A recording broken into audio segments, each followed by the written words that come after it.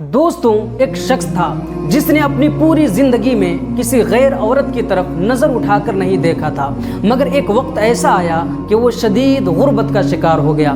नौबत यहाँ तक आन पहुँची कि फाक़े की वजह से उसके घर का चूल्हा जलना भी बंद हो गया।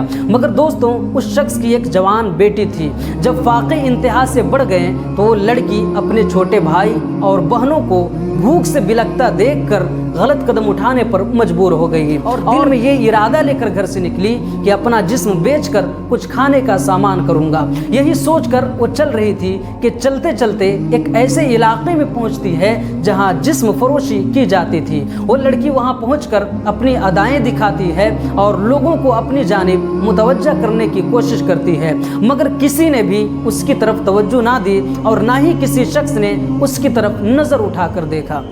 लोग आते और उसकी तरफ नज़र उठाए बगैर गुजर जाते हैं। खैर, इसी तरह खड़े खड़े लड़की को शाम हो गई और वो लड़की मायूस होकर अपने घर की जानिब कदम को बढ़ाने लगी। घर पहुंची तो बाप को मुंतज़िर पाया। परेशानियों में मुब्तला बाप ने पूछा, बेटी तू कहाँ गई थी? वो लड़की रो रो कर सारा माजरा बयान करती है और कहती है, अब्बू जान, बिलखते हुए भाइयों और बहनों की हालत मुझसे देखी ना गई, इसलिए मैं गुनाह करने निकल पड़ी, मगर अफसोस कि किसी शख्स ने मेरी तरफ देखा तक नहीं। सारा माजरा सुनने के बाद बाप अपनी बेटी से कहता है कि बेटी सुनो, तेरे बाप ने पूरी जिंदगी किसी गैर औरत की तरफ आंख उठाकर नहीं देखा, फिर ये कैसे मुमकिन था कि कोई तुम्हारी तरफ नज़र उठाकर देखता।